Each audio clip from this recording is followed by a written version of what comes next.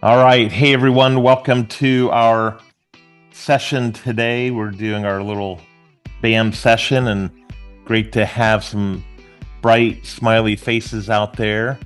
And if you have your camera, go ahead and turn that little thing on, and we can kind of get a sense for who our group is here today. If you didn't come prepared to turn your camera on, no big deal. If you are driving in your car, we don't expect that. We don't want to see any accidents necessarily. I mean, might be interesting, but we don't want anyone to get hurt. So, but, but hey, Aaron, be careful of paper cuts there, man. When you're looking those envelopes, you got to be careful, man. Watch. Yeah, I made a real bad mistake. I thought I bought the ones that had the little sticky things already on them, and Yeah. I'm already too invested. All right. Well, we have another good crowd today. I think with all the new NAR stuff going on, lots of questions and lots of. We're kind of taking it a week as it goes, week as it comes at us. So each week by week, because you never know when things are going to change from week to week. I do know nothing has changed since last week, but I wouldn't be surprised if we have eventually, if there are some changes with the NAR rules and all that eventually, because there really are some antitrust violations just by their rules, and these new rules that they have, I feel, are so clearly not in the best interest of consumers that I can't imagine how this will be upheld and be the way that we do it forever. But for now, it is weeding out some agents from especially other brokerages. I haven't seen this being a problem impacting Plum Tree agents yet, but it is making an impact on agents from other brokerages who are they're chained into those awful long contracts buyer agency agreements that are just debilitating for business. Um, so that's why we came up with our own plan. Today, I wanted to kind of talk about now we're about a week or so, week and a half into the new rules. I want to just do a quick review of our approach, just to make sure, reviews, repetition is the key to learning. So I want to keep repeating what our general plan is, and then just to make sure it's in your head. If you have questions, you can ask those. But I want to take a little bit more time today to have like a Q&A. I'd like to hear your experiences now that we're a week and a half into it. Some of you have been doing the, getting signatures on the buyer agency agreements. Some of you have been using the touring agreements. Some of you have been listing properties. So I'd just like to hear kind of your experience. How has that gone? So, but without any further ado, I'm going to launch into my little presentation thingy there. And then let me see if I can get this right. Okay. All right. So um, today, just by way of review, before we get into the review, let me talk to you a little bit about recruiting. Um, there's been a little bit of confusion with recruiting, and I tell you, the last thing in the world that I want to do is to hurt anyone or make them feel discouraged because they think they recruited someone and maybe it didn't go, they didn't get credit for it. So I want to talk about how to get credit for recruiting for one thing. And we have agents joining Plum Tree, tons of agents joining every week now. It's crazy. We're definitely, we're the fastest growing brokerage in the Cincinnati market as far as actual numbers of agents joining, and and we're looking to replicate that in all of our other markets as well. I know we have the DNA, we have the system to be able to replicate that in each market. So we want to build great teams in each market. So right now, because we've been in Cincinnati a little bit longer than the rest of our markets, we're number one in Cincinnati as far as growth and adding agents. But because of that growth, just about everybody who joins Plum Tree already knows agents at Plum Tree. Okay. And that's great. That's one of the reasons why we're growing. We already have great agents. And so they hear about you guys. You guys are the great agents and they want to join. So um, what happens a lot of times is an agent who's thinking about joining will seek out one of our agents and will say, "Hey, I'm considering Plum Tree. What do you think? Is it good or is it bad?" So there's a difference. That would be a referral. If an agent comes to you and you're just sitting there minding your own business, and someone comes to you and asks, "What do you think?" That would be a referral. Recruiting is when you initiate the process. Okay, so you're looking for the agents and you're going and you're finding them.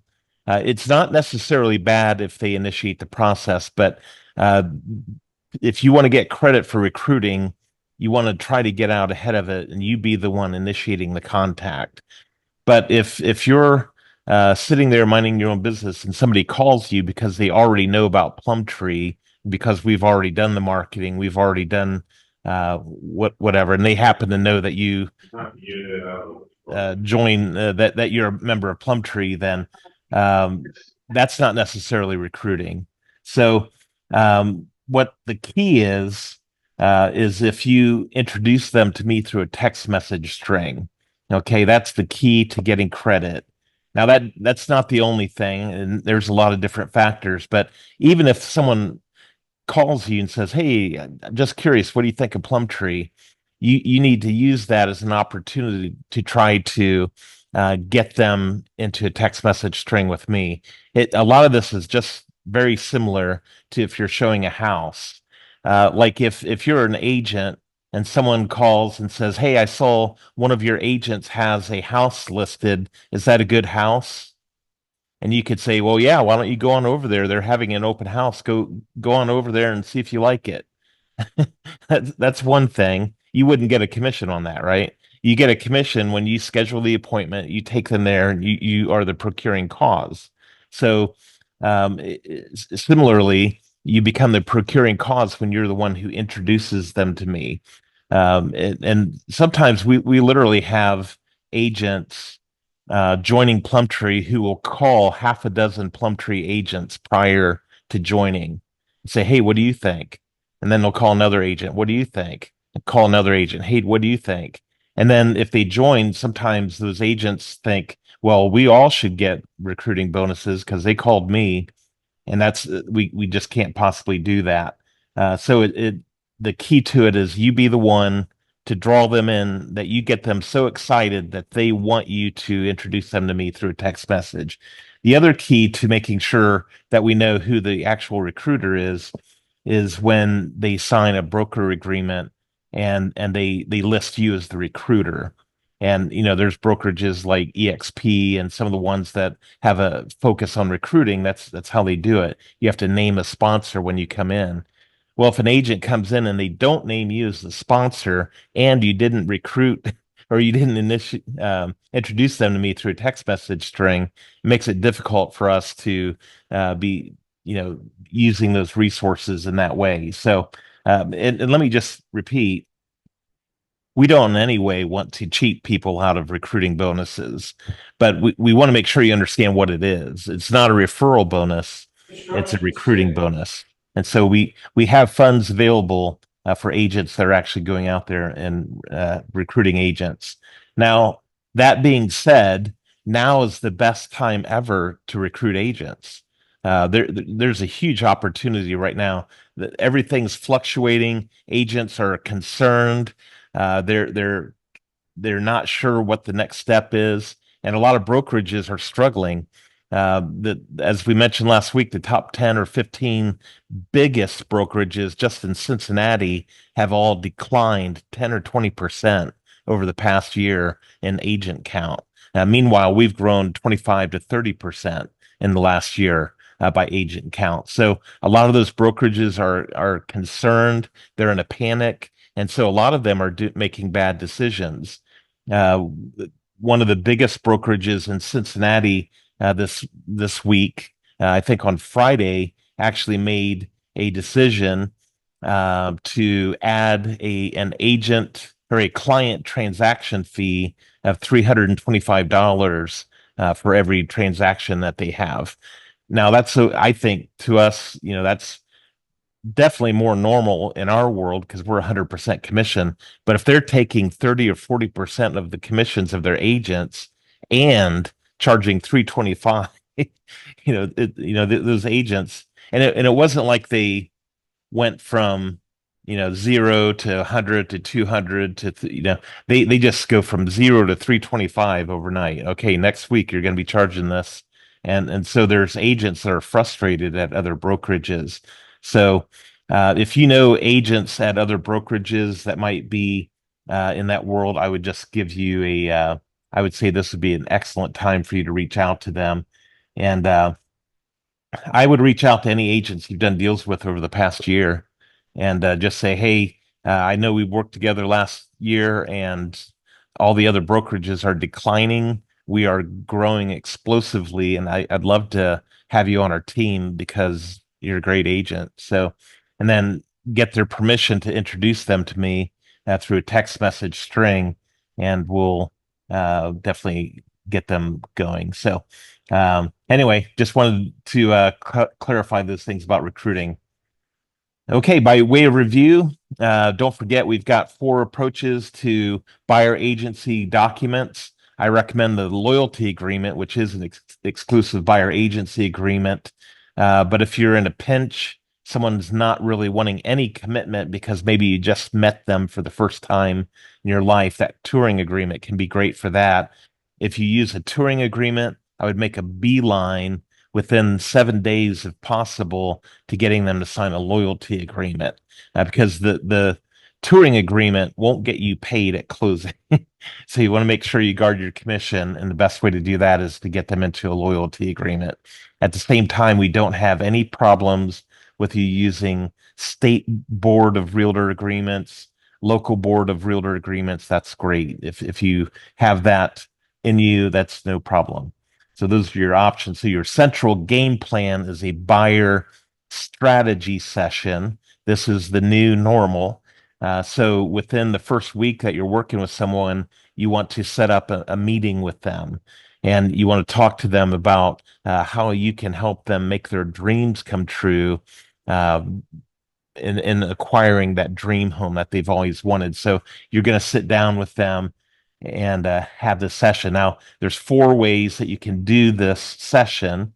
You can do it through a phone call. You can do it through a Zoom call. You can do it through an in-person meeting, or you can do it, have a driveway meeting with them at the first house that you're viewing on a Saturday, and just say, hey, the state requires us to have a buyer agreement. So this is our agreement. It says I'm not charging you anything. Makes sense. So that's the low bar. You're coming in with a very non-threatening document just because we have to get something signed. And that's going to separate you from all the other agents that are out there trying to get these 4 or 5 page contracts signed. So, but you do want to make a beeline to that buyer strategy session so that you can get that signed. So, the basic concept of the buyer strategy session, you'll either on a phone call, Zoom call, in person, or probably not in the driveway for this. You could do it in the kitchen after you've shown the home, but you want to start by talking about their needs as a buyer. What are they looking for? Get as much information as you can. Then you want to explain the process. You want to explain the complexity of the process and the potential for disastrous consequences if they don't have your expert help along the way. You want to explain how agency works. You want to talk about your role and what you're going to do to protect them and to simplify the process. And then you'll discuss compensation. And then my favorite closing line is make sense. So that's how you get them to sign. Ask them, does that make sense? And then that pulls out any potential hesitations they might have. So here's how to simplify things. When you're working with buyers, Don't waste time calling agents about the commissions. Just write your commission that you charge into the purchase contract. And then working with sellers, you simplify this part by when all these agents are texting you asking what the commission is, you just say buyer's agent commission is dependent upon the strength of the offer. Everything's simplified. Now it's okay to say 3% or 2% or whatever that might be. That's fine. But you can have a very simple answer, and this will serve your seller clients great on if you have this approach. So now compensation wording. When I'm talking with a buyer and you get to that compensation section of the buyer agreement, this is how I would handle it. I would say my fee is 3% or whatever your percent is. And there's going to be a lot of different strategies that will come out of this, and you can think of your strategy. You're an entrepreneur, so you can think about how you want to structure it. But my fee is 3%. Most of the time, the seller pays the buyer's agent commission. Occasionally, there will be a seller who refuses to pay all or some of that commission. In that case, whatever the seller is not willing to pay, that gets added to your closing costs on the closing statement, and then you pay that at closing. So does that make sense? So that's the way I would explain that. If they have a problem or a concern, that's when that will pop up. Let me see. Yeah, there's my makes sense.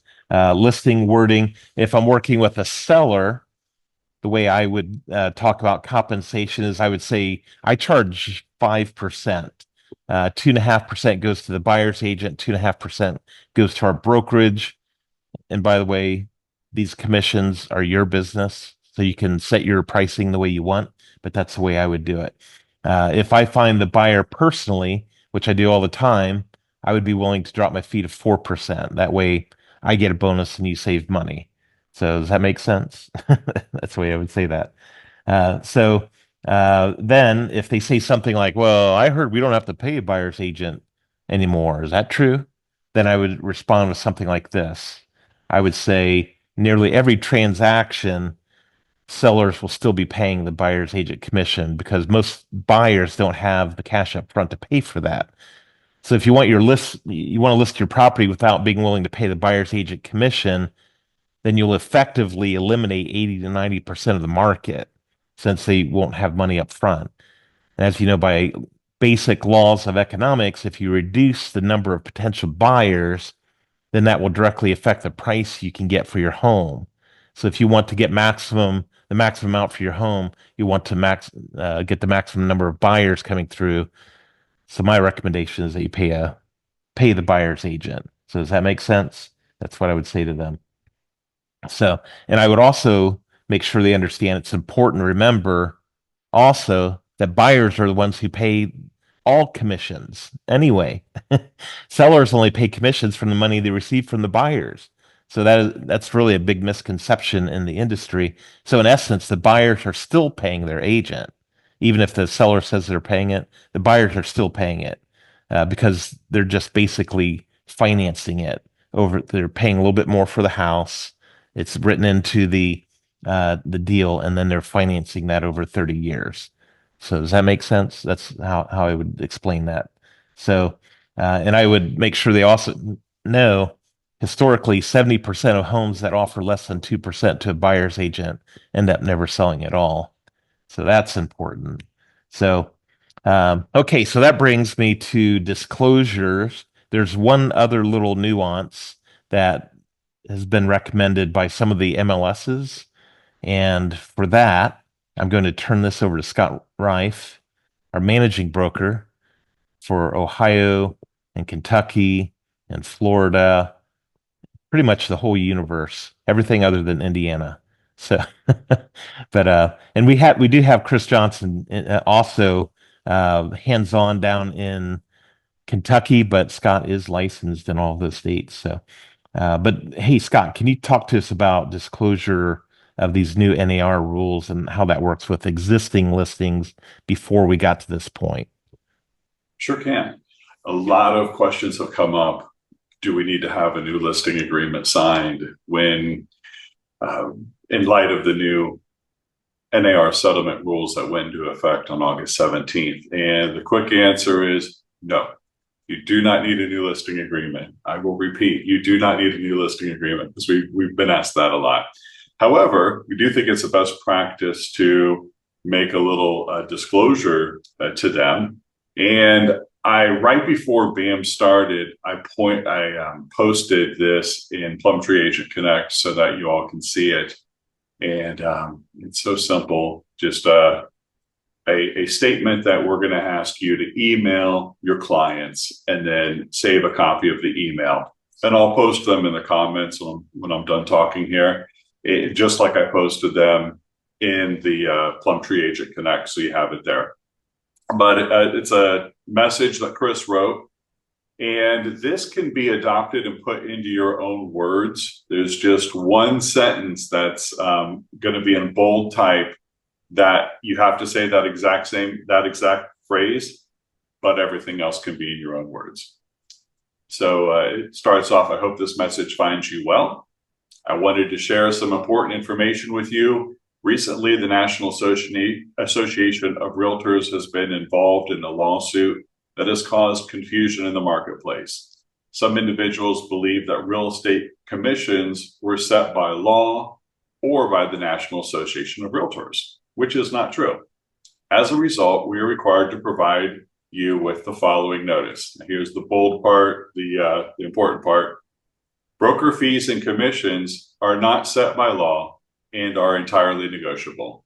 Boom, there you have it. That's the important part. If you have any questions or concerns about this, please don't hesitate to reach out. I'm here to help, and I am committed to ensuring the successful sale of your home. I'm looking forward to continuing to work together to sell your home quickly and for the best possible price. Have a great day. So just that one sentence is necessary. I'm going to post this in the comments now. Any questions about that?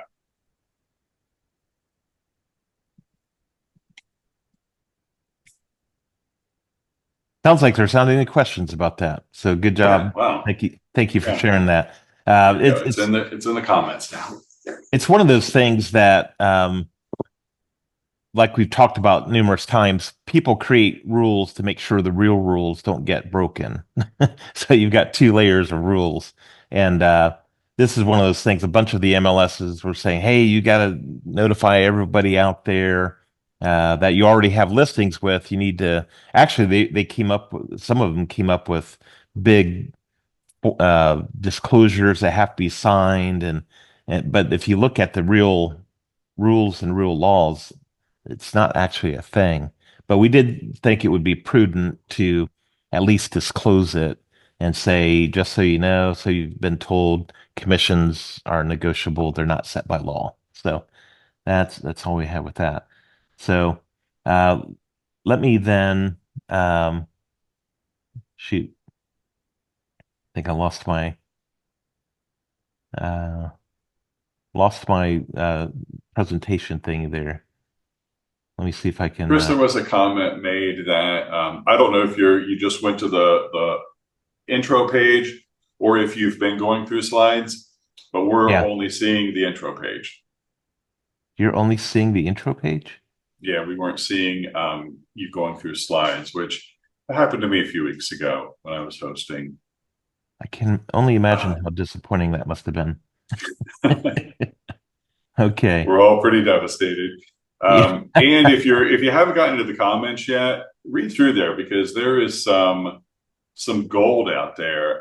Both Aaron and Dee Dee have saved some great information or shared some great information about how they handle their buyer consultations.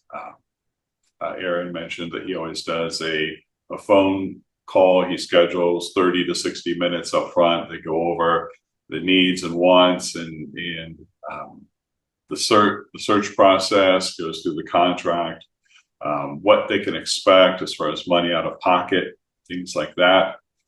Dee Dee also does a in-person buyer's consultation, only rarely on Zoom. So great information out there that I think we could all benefit from. Could I ask Dee Dee and or Aaron and or any others who have input on this, some ideas like that. Uh, Dee Dee, do you mind sharing? I don't know if you have your camera ready today, but do you mind sharing that? Kind of how you have, I think you've done those over the years, haven't you? I think you've met with your clients and done buyer consultations. Love to hear your strategy if you don't mind. I'm feeling just a little bit of rejection right now, but it's okay. I'm guessing she doesn't have her mic or camera on. But Aaron, I see you there licking envelopes savagely. I'm here So licking envelopes. I'll take an envelope break to kind of go over my process. yeah, tell me your Um, ideas. I've been doing this pretty much my entire career. Everything I've implemented in my business is usually a result of a massive mistake that I've made. And so I one time took people out to show them homes, didn't explain anything, and we went to go write a contract, and I found out they were working with another agent, and I was just a fancy little tour guide. So I just have a requirement for my time that we sit down up front, and when I am referred somebody or a client comes through some marketing, it starts off with basically one paragraph, which is, "Hey, I'd like to set up about an hour's worth of your time. I have found that if we go over the details on the front end and take a little bit of time of preparation, once we get out there searching, things get much easier. And then we just go over the basics. I usually start. My biggest problem is honestly listening. So I usually start by asking them what they know about the real estate process, and I take some notes. And then we'll just go into all the basic steps. It really is not too complicated. Here's the different contracts and forms we use. Here's where we find the houses. Here's what I do to find houses that aren't there. Here's what earnest money is. Here's what, inspection period looks like. Here's what's on the table for types of negotiations. Here's the places we're looking. And then now, of course, we've added in the new form and have had really zero negative feedback on that. I find when you just talk to people like it's a business and not a side hustle, they really respect you, and they ask all sorts of questions. And I always finish it up with, "Until now, do you have any questions? Anything that wasn't clear?" I like to use the phrase, "I know we went through a lot of information, and I know you know some of it already, but is there anything that kind of popped up that didn't make sense that you want me to go over a little bit deeper?" And that's saved me a lot of time, a lot of heartache, and put a lot more deals under contract. Nice. I like that approach. That's fantastic. And thank you for sharing that. And that helps give a little bit more confidence to the process, I think. Nice glasses, Franny. I don't know if those are new, but those are very nice, like that. And Hey, Chris, I'm I'm ready. excited to see Dee Dee has popped on camera, audio, live. Let's take it, Dee Dee. Good morning. I'm not going to admit that I may have still been in bed, but I'm here now. Me and Dolly Parton. So yeah, I mean, I started doing buyer's consults since forever. I felt like, meeting with a buyer is equal to meeting with your seller. And I go over everything except for the purchase contract. I always meet for breakfast, lunch, or coffee. Um, and what I want them to do is to understand and have an idea of what expectations look like, whatever the market is. So, when I got my license in 2007, we were in a recession. I got my license. I've had my license all the years. And so I've seen the down, I've seen the up, and now we're in another down. And so I like them to understand the market conditions so that they're prepared and coached to be realistic with, an understanding of what's really out there and not just what they see or hear in the media. So I'll tell them the importance of getting pre-approved. I explain to them about the market search, the portals. I have a folder that I prepare that I give them on things to do while we're house hunting and all sorts of just little bit of information. But, now that we have the NAR settlement, if I can just try to stay focused, I want to take that opportunity to explain to them what the media and what it means, what they're hearing. So I'm just going to have them sign the buyer's broker agreement, and I have it set so that they know I'm asking the seller to pay my commission, and if the seller doesn't, then they are paying it. And everything's negotiable. It's just like negotiating the refrigerator. And I think that building that reputation with your buyers is what makes them become loyal to you. It's a relationship. That's what we do.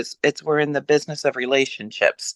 I don't know. Some people think they're selling houses, but I'm building relationships. And so that buyer's consult is the perfect time for the presentation of the pre-paperwork. And if I am meeting a lead, or if I'm doing a real quick one-time showing, I have the loyalty touring, I think is what it's called, Chris. I haven't used it yet. I have that in my dot loop so that I can just say to them in a text message, hey, I'm on my way to meet you. You have to sign this document before I can show you the house. And then it's done. And I'll either do all my conversations in my buyer's consult appointment or in a text message. And I think that at least I'm at the point now where most people will know my reputation. So they're not really going to question my ethics or my value. So when I say to them, and that paragraph that Scott shared is very, very powerful. I probably will add that to my note presentation, and just let them know that, basically the buyers have always paid the commission. That's a fact, Chris. I never looked at it that way. And so, gosh, yeah, my dogs are going crazy. Let me go inside the house.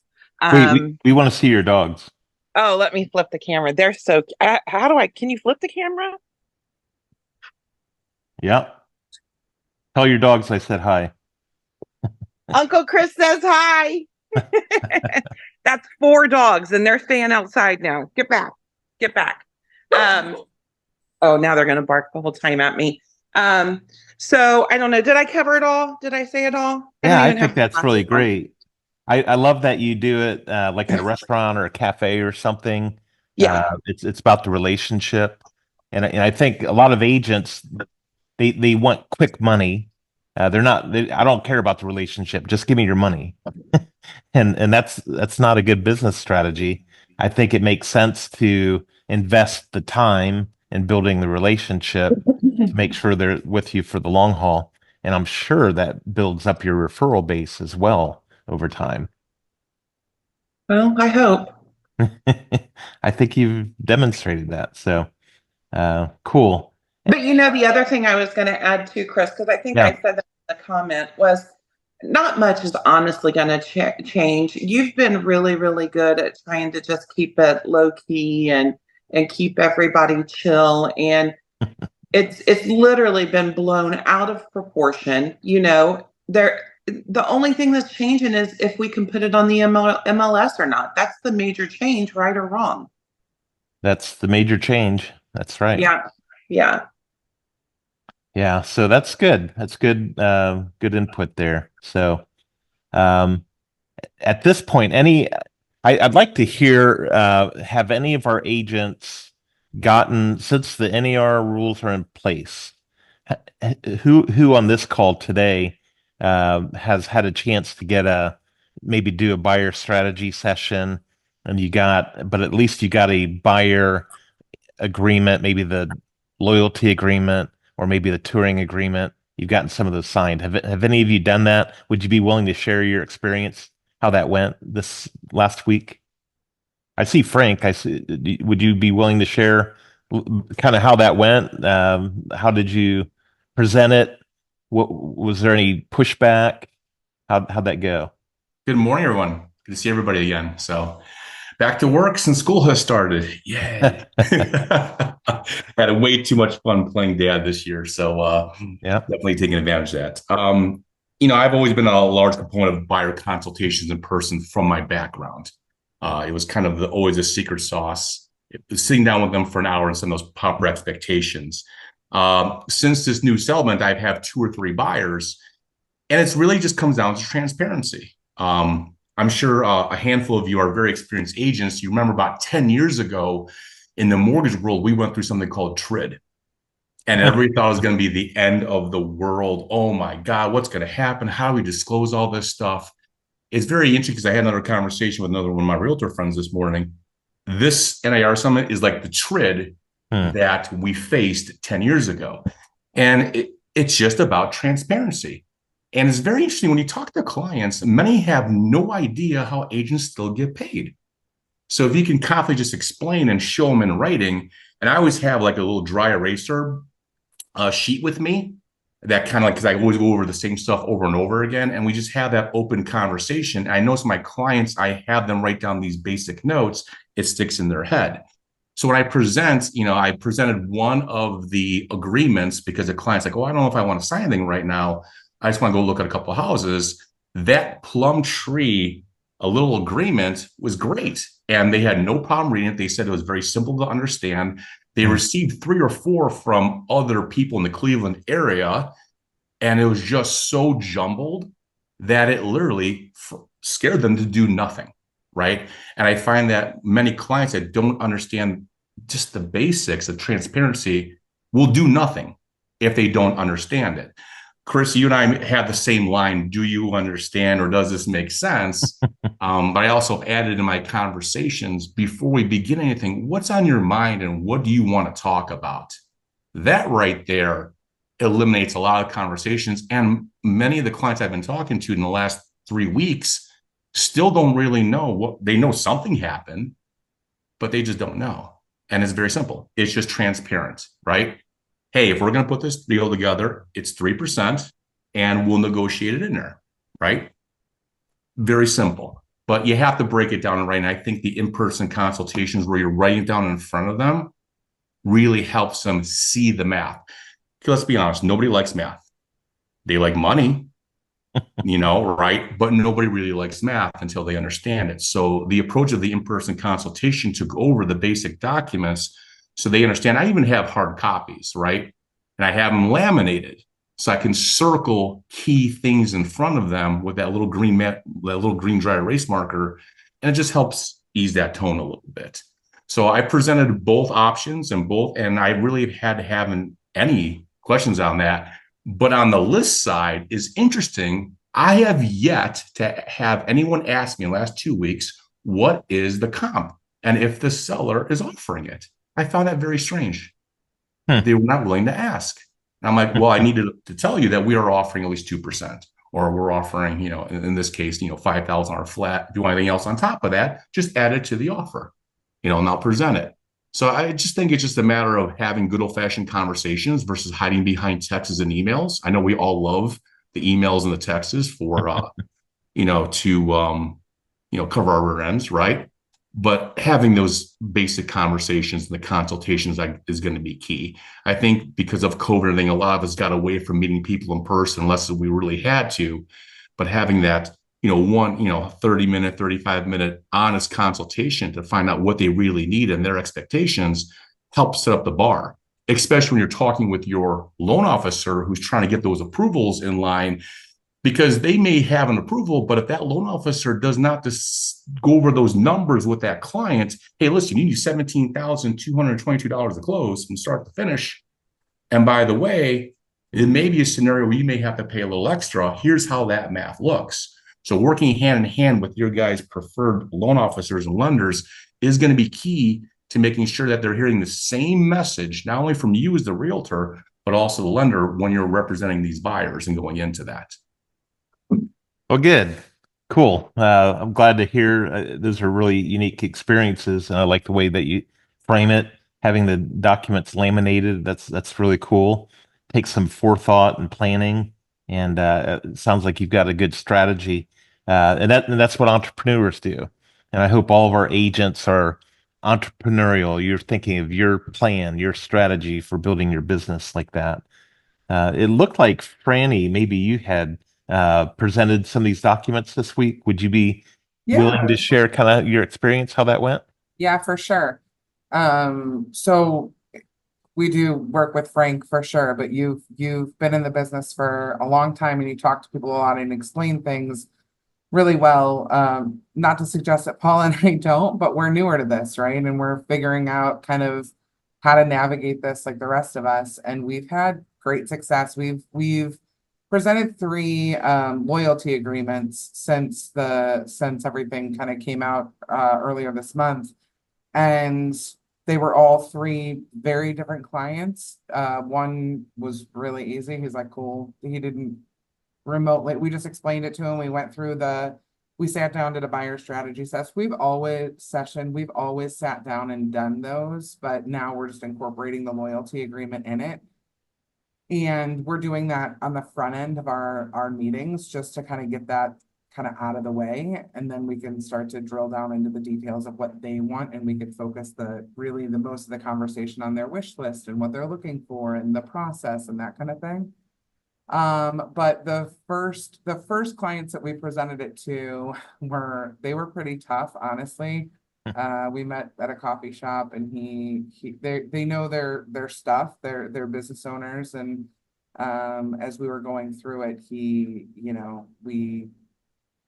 it was somewhat challenging. He, at one point he was like, I think this is a bunch of horse shit. And we're like, we do too. Like, this is frustrating. We understand, And so we kind of met with we met him where he was, but then walked him along to be like, listen, like, this is why, and this is why it's in place, and this is how we intend on kind of navigating this. But we assured him that our hope is that our colleagues in the industry are going to continue to offer a co-bro because they understand, that you need that in order to sell your house. And we're hopeful that people are going to be reasonable.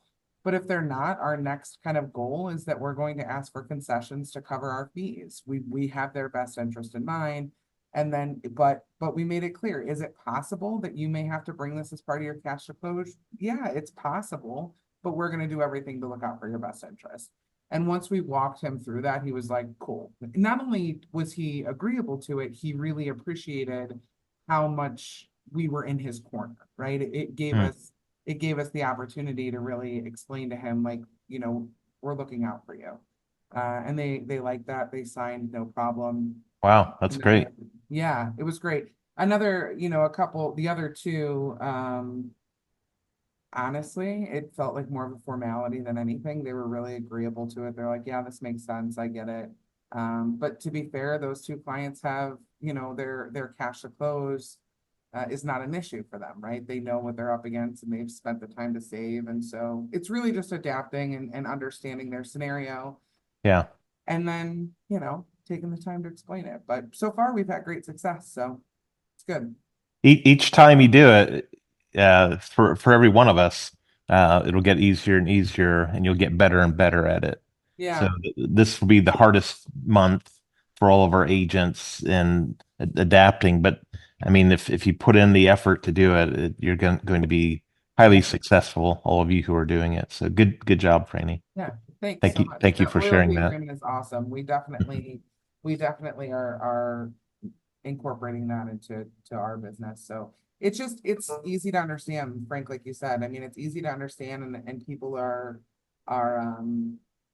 it doesn't feel so, it's not full of legalese and all this craziness, and it's more comfortable to kind of work through, and it works. So thanks for putting that together. Yeah, absolutely. Cool. Any other experiences this week that were good or bad or challenging or euphoric, or what else has been happening with these agreements? How's that been going? Hey, Chris, I had a suggestion. I had a conversation with an agent this week, and he called. He was having some just maybe anxiety about going over the buyer agency agreement with folks, the loyalty agreement. And he asked if we could role play. So I pretended I was a difficult home buyer, which is easy for me to do. And he asked me some questions, and we went through that role play. But I thought there could be some agents on this call that would benefit if they could schedule a 15-minute call with each other to role play going through a buyer's agency agreement. So I thought, if you're willing to do that, put in the notes, I'll be a role play buddy. And then There you find go. out who's willing to be a role play buddy and reach out to each other. If you think that's cool, if you think that would be helpful. If you've done a million of these and you're willing to help someone else, go ahead. Or if you are hesitant to have your first conversation with someone, that could be a good way to start. Great idea. I like that. So if you are open to doing some role playing, throw your name out there in the chat, and we'd like to get people connected. So good thinking. Like that. Other thoughts, victories, successes this week, or confusion? Has anyone confused about any of the topics? Because I know I've heard some confusion out there. Like there are some agents saying, "Well, wait a minute. I heard that no brokerage is ever able to pay a buyer's agent. It's illegal for a listing brokerage to pay a buyer's agent now." And like that's one of the big myths that's out there. Well, no, that's not actually true. It can come from the listing brokerage. It can come from the seller. There's different ways to structure that. Now there's preferences, and my preference as a broker is that it's paid from the seller directly to the buyer. I think that's the preferred way to do it. So when you get to the closing, that way it just has to be in the contract. We don't have extra forms to sign. There's not extra broker to broker agreements. It's just very clean and simple. Put it in the contract, have the seller pay for the buyer's agent commission. Trying to think, there were some other there's some confusion out there about where you can talk about it. You can talk about it pretty much anywhere. You can promote it almost anywhere that's not the MLS. So you can't put it in the MLS marketing remarks. You can't put it in the MLS agent remarks. You can't put anything about commission. At the same time, you can talk about concessions, but you don't want to say, you don't want to try to give hints. Okay, you don't want to say 3% concessions to to the buyer or something that looks like, oh, that sounds a lot like a commission. You just stay away from that. One of the top phrases Don Hale mentioned that seems to be trending in some of the MLSs is buyer's agent friendly listing. So you put that in there, that tends to answer questions. So, but was there some other input or questions out there? Look like I saw a hand. Okay, Frank.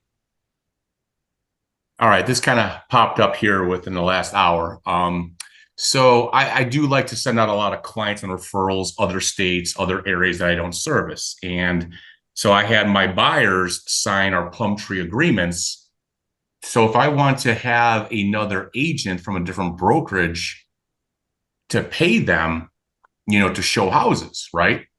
Do we have to have any type of special agreement, or do we still do the same referral agreements that we've always have, or the buyer show, hey, can I pay $100 to go show them?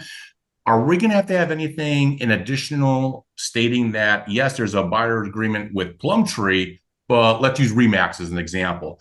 But this other agent is assisting the Plum Tree agent because he referred them to show them houses. Has any of these questions have popped up? I think I completely got confused on what this forgive me. So I have a client that I signed up to 3% buyer's agent compensation, right? She's looking in an area that we don't service and have a Plum Tree agent in that area that I can rely on. I do know of an agent that's at Remax. Okay. So you're referring it out to a Remax agent and they're going to run with the whole deal, or they're just showing homes for a weekend? They're just showing homes. Okay. So how do we go about doing that? I think you're covered by having the buyer's agency, the loyalty agreement. If you have that signed, I do. You'll be okay. So it doesn't matter between the brokerages, or should I just make it very clear that the co-broke or compensation, whether it's 25, 35, 50, or whatever it may be, just have it very clear that he's expecting a referral fee.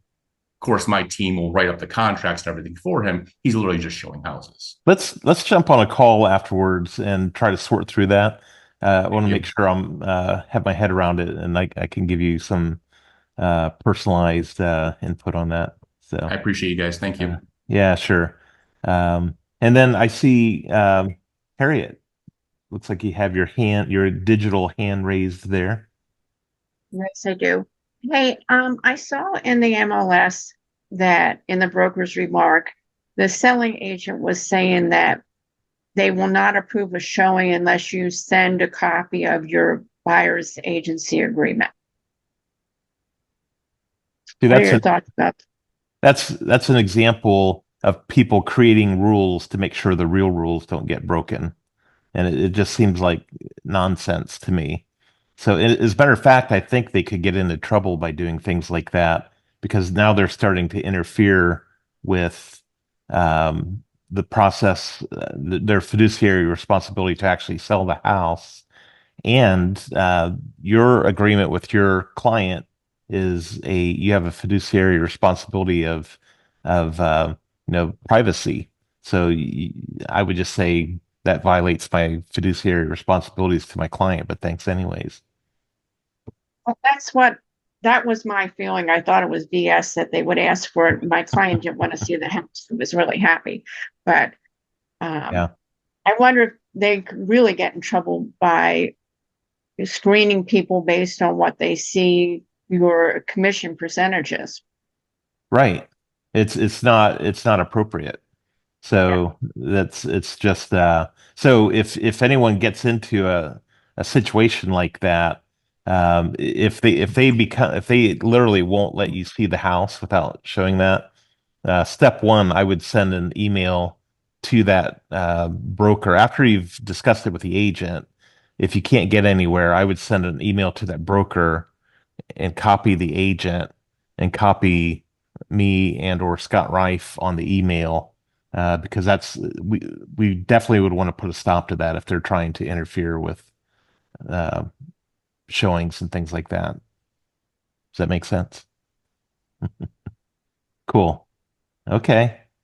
And there's another hand out there. Was it Aaron? I can't remember. Did you have another thought or question or comment there?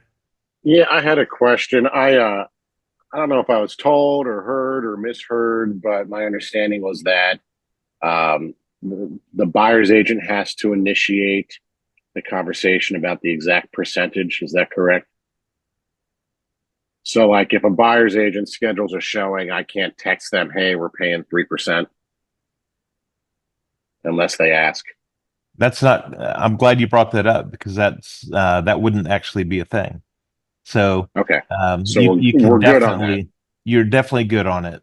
So you can text the buyer's agent. As a matter of fact, some agents have really good systems for this already set up, where as soon as they get showings, they have their assistant send a very well worded text message to the showing agent that says, "Hey, just want to let you know we're offering this.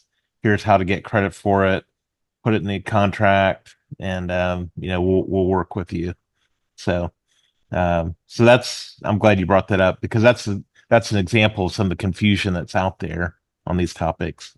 So Yeah, so much of this just doesn't make sense.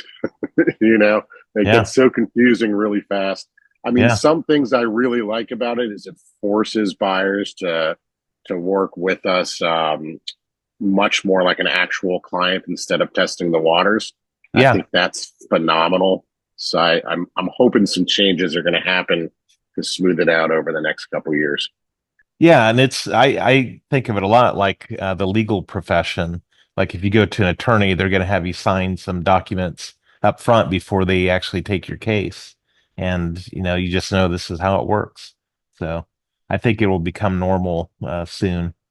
So Vince, what's going on? I like your hat there, man.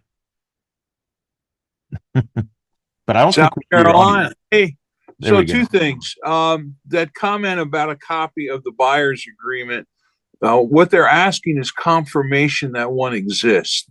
I saw that agent to agent remark. They were just looking, I believe it was Ohio Broker Direct. They were just looking to confirm that there was one, which I don't know. I don't know what that does for them, but at least that's the way I read it. Second question is, would you recommend that the broker fees and commissions are not set by law and are entirely negotiable phrase be included in any marketing too? Well, I don't know about marketing. Uh, there's never um, there's there's never a problem with over disclosing. Okay, so no problem if you have it disclosed. No problem. Keeps you off the hook. You'll never get in trouble if you always over disclose. Um, Personally, marketing for me, people get so many messages that in a day that I try to keep my marketing messages very, very, very simple and clean. And so to me, that could potentially add a little bit of confusion or maybe muddy the waters a little bit. I would have them on disclosures and documents that they sign, like our agreements that we have. But I'm not sure if I would include it in marketing. But that's not to say that you'd be in trouble for doing it. I mean, definitely no problem with it. Um, it's interesting. Back to your first point there about the Ohio Broker Direct. Um, I I don't even think I and I know Joan over there, the broker. She's great. She's sent agents to Plum Tree because she doesn't add agents, so we've got a good relationship. But I would say that that is another example of just adding a rule to make sure the real rules aren't broken. And so rules that aren't laws or actual NAR rules, I would push back against personally. If you want to just not hassle with it, you can say, yeah, I've got one. You can tell her, yeah, we've got an agreement. But personally, I would say that's a fiduciary.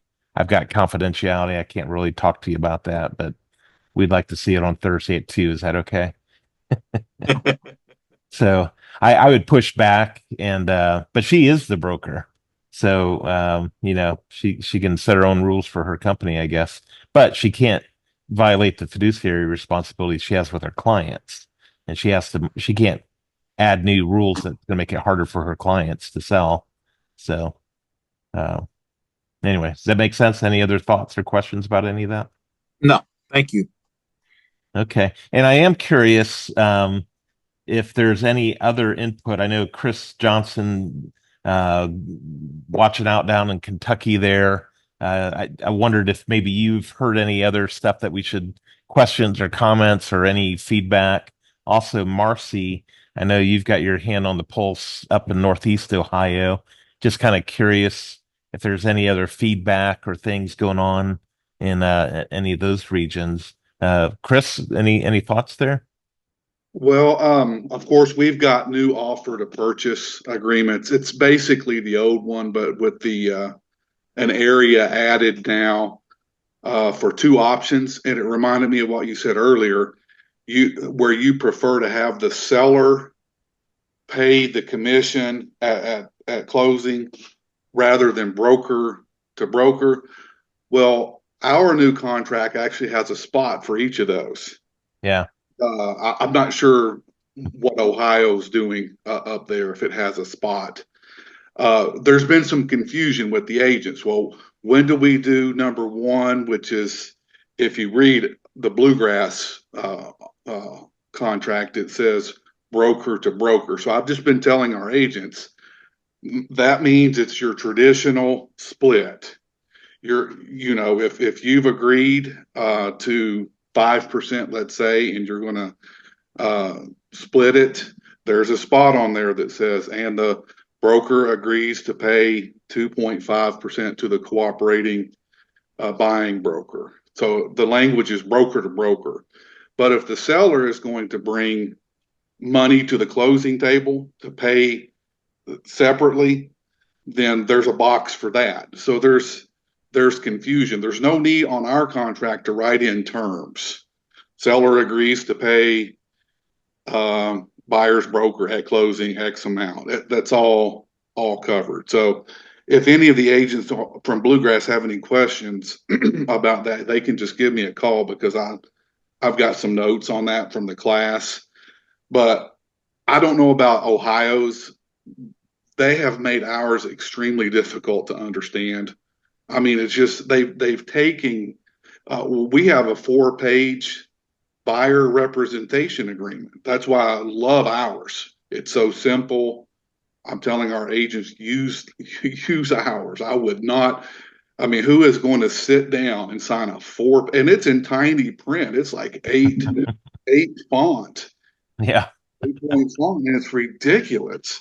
So that's why I like ours. But that being said, they can use it if they want to. To me, it's convoluted, it's confusing, and it just creates right out of the gate this sense of, oh, I don't know about this nervousness from the buyer. So we're dealing with that. We've got a new exclusive right to sell agreement also. So if any of the agents have questions about that, they can let me know as well. But basically, the broker to broker agreement to pay broker to broker at closing a buyer's agent. Now we have another new form that says cooperating commission. I forget the title of it, but it's broker compensation agreement. So now, if that's the chosen method on the offer to purchase, then you also have to present that new form, the cooperating commission agreement. So I don't know. Do you guys have all that? I'm just curious going on. Several of the MLSs do have documents like that. And I think that's part of what makes things a little bit more complicated. And I would prefer to just write it into the purchase contract so that it goes directly from the seller to the buyer's agent. And by the way, that's what EXP and a few other of the big national brokerages, they're making that's just their standard way of doing it. So we're not just completely out there by ourselves doing that. There's others that have set precedents for that. Yeah. Okay. Well, that's sort of kind of what's going on down here in Lexington, south to Tennessee, our whole bluegrass area that we encompass. It's, it's just going to be a learning curve. Yeah. It's going to be the new norm pretty soon as we get further into this. And I think the dust will settle. Right now, I think that just everybody's, like a lot of agents are just nervous as a long-tailed cat in a room full of rocking chairs, as my dad would say. And I've been playing the psychiatrist now over here, just putting on that cap and just, trying to keep everybody calm, because I have reservations and some uneasiness, and I'm learning just like all of us are about all this stuff. But it's going to be okay. It's going to be okay. All right. Well, thank you for that great input. And I'd love to hear from Marcy. What's going on up in your neck of the woods? Well, similar to what everyone else has already been commenting on, but I've been getting some texts from some of our agents while we're on the call here. So over a year ago, the state of Ohio created a new purchase agreement, which I taught last June. It's a 10-page contract, and it was put together with the idea that the purchase agreement is between the buyer and the seller, and the commissions, how they're supposedly, constructed with the listing agreement, is an agreement between the seller and the listing broker or the listing agent. So with the idea of the 10-page contract, and I think it's probably similar to what Chris is referring to, there is no mention, there's no blank to add the commissions in there. And with this new shakeup, commissions are still paid the way they've always been paid, but there's more options to describe how they're paid. Yeah, so that's a good way to put it. Yeah, so the addendum that would accompany the 10-page purchase agreement, or any purchase agreement for that matter, is called a buyer broker compensation agreement. And it gives you three options here. One is that the seller agrees to pay blank amount, and then the listing brokerage agrees to pay X amount, and then the buyer agrees to pay X amount, all towards the buyer broker commission. So that is really a clean and easy, full disclosure, full transparency. That's the best way to put that into the offer. I know it's one more piece of paper, but there isn't enough room on any purchase agreement to add language when it's so, coming from various sources. So it really makes things a lot easier. And, it's just a matter of reading all the words. And that's what I've always said. They make sense if you take your time and think them through. And I think the 10-page purchase agreement is the best purchase agreement I've had in my 20 years of real estate. So I'm very fond of it because it's easy to explain. Awesome. Well, that's good input there. I appreciate that. So, cool. Any other thoughts? Or I guess we've gone a little bit over our time, but I think it's been helpful. Hopefully it's been helpful. I guess people can vote with their feet. They can hang up their phone if they start thinking that we're ceasing to provide value on our BAM sessions. So, but thank you, Marcy and Can you Chris. hear me? Can you hear me? I hear somebody, but I can't tell who it is. This is the Hat Lady Realtor from Dayton. How are you? Annette. Yes. Annette. I just went into DABR site and to look up the property, and a new red message came through that I think we all should know. Call or text listing agent for compensation and seller offering X% in concession for buyer broker. Both are examples of violations and subject to a $2,000 automatic fine. Wow. I've not heard that. It's brand new. It's like 2 seconds old. Well, we're going to look into that. And Scott, what do you think about researching that one a little bit? Yeah, I'm logging into DAVR now. I'm super curious about that. It'll only take me a second. So basically, it says reminder of new rules regarding buyer broker compensation in the MLS. On August 8th, the new rules prohibiting offers of compensation on the MLS went into effect. Under these rules, listings on the MLS are prohibited from disclosing that there is or is not maybe a buyer broker compensation, or adding links to the websites that contain buyer broker compensation. Some examples of violations include call or texting listing agent for compensation and seller offering X% in concessions for buyer broker. Both of these examples are violations and subject to a $2,000 automatic fine. If you have any questions about the verbiage and you would like to use, please submit blah, blah, blah to MLS.org. I do have. Are they just trying to make us volunteers? Like, is this volunteer work now? Well, it's a ridiculous overreach if that's a true statement. Even the Department of Justice, who is not necessarily our friend, they've said that it's off market. We can be offering communicating all those things off of the MLS. So, what do you see, Scott?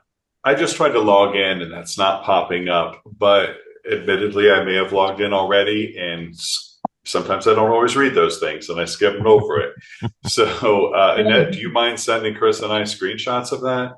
Yeah, I'm going to do a read later right now, and then I'll do that right now. Okay. We'll have a conversation with the Dayton Board of Realtors about that. Yeah, normally they don't get too crazy, but maybe they did. That's absurd. I just logged into our MLS and it did not pop up as a cautionary tale here. Yes. Yeah, August 26th, reminder of new rules. Okay, someone just shared it. You got it? Okay. Yeah, it's now, if you want to look at it, Eric shared it in the comments. Thanks, Eric.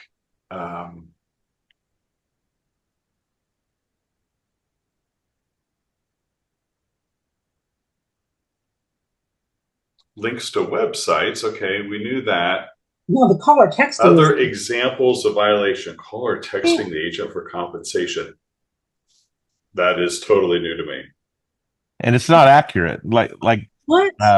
it's not actually forbidden unless Dayton came up with a new set of rules to make sure that the real rules don't get broken.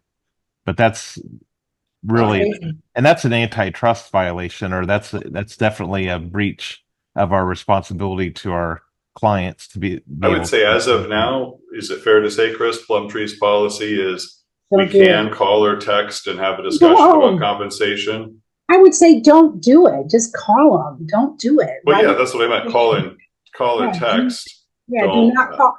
Yeah, I don't understand how you're supposed to find out then. What, like wire it, tap wire it, go to their house? How else will you find out?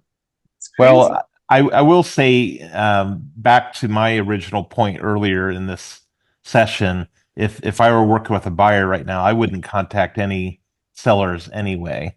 I would establish my fee is 3% or whatever my fee is, and then I would write that into the contract. So I would not waste time contacting them.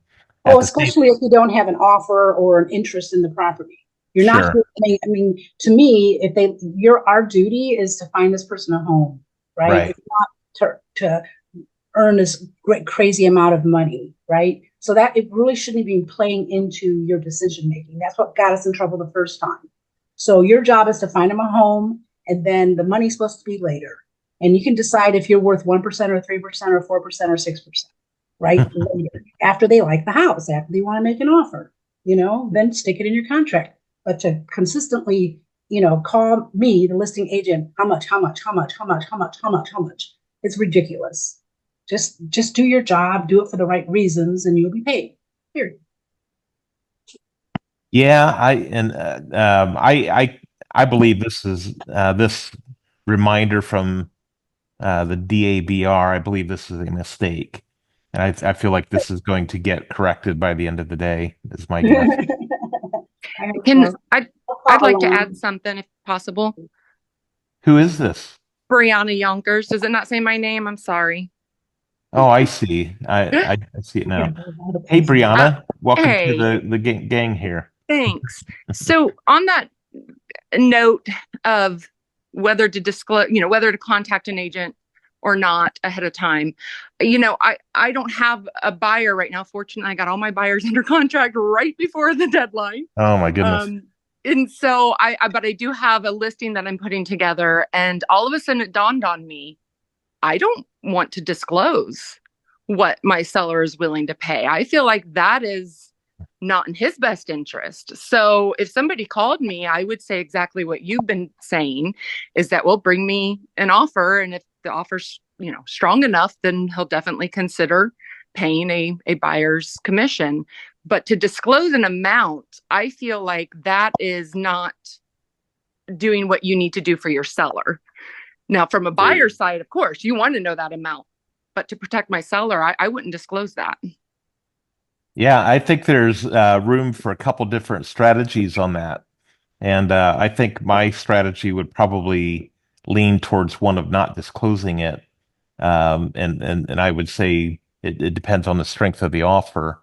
But I do know there's agents who their strategy is to communicate it, make sure all the agents know this is a 3% co-op or whatever it is. And they use that as a part of their marketing and to try to draw in agents. So I can kind of see both sides of the coin there. And I think our agents can kind of choose what makes sense for each of you.